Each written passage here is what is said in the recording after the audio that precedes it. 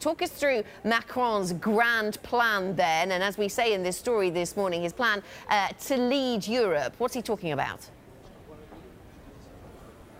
Yeah, that's right, Anna. We've done a deep dive really into the way Macron is trying to reshape the European Union in his image, which you can read the full story on the Bloomberg website and terminal. But what it's really about is it's emerging that Macron now thinks this is the time to reshape the EU. He thinks everything's moving too slowly. He thinks there's no great plan. He looks to Berlin and sees Chancellor Angela Merkel, who for the last decade has been the one leading the EU, sees her sort of on the way out and thinks it's now time to get things together and really try to push through his agenda. Now that's upsetting quite a few people, but as we've seen, he's trying to sort of make new alliances in different parts of the EU, in the east, in the south, even reaching out to Vladimir Putin in Russia. That's making a few people quite angry, but it's all about trying to make the EU basically fit for purpose for the next 20, 30, 40 years.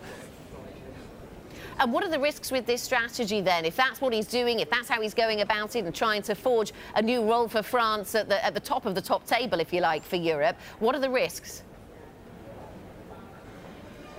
Yeah, I mean, the risks are everywhere, and I think we've seen before the EU doesn't like doing things quickly. I mean,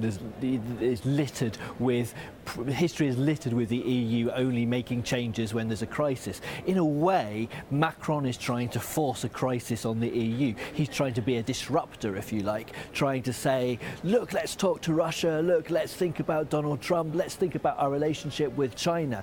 That really upsets a lot of people. We saw his words 2 or 3 weeks ago about NATO, saying it was brain dead, and that's really upset a lot of diplomats, other governments around the EU 27, because they don't like one man saying that, one man going ahead without the sort of cooperation that the EU is known for. The EU can't change, the EU can't move forward unless the majority of countries agree. And I think a lot of people worry that Macron is striking out alone and he's not bringing the other governments with him.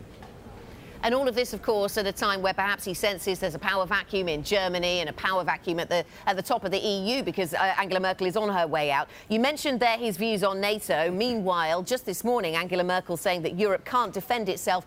It needs NATO. Far from suggesting that it's brain dead then. I suppose maybe they're on different pages here.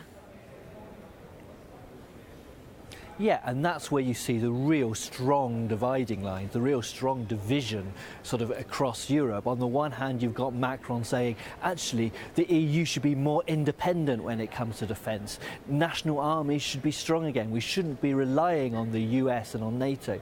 And as she may well do that, Angela Merkel saying, but actually we rely on NATO because it protects peace and it protects Eastern European countries and countries in the Baltics from Russian aggression. So there's all this still to play out, and don't forget the leaders of NATO are meeting in London next week, so actually there's quite a lot of tension there. There's quite a lot of tension there anyway because of what Donald Trump has said about NATO. But for Macron to come in and sort of rip it all up and say, actually, you know, we disagree with what Angela Merkel is saying on NATO is actually quite a big thing, and it shows there's going to be some bumpy rides ahead, I think.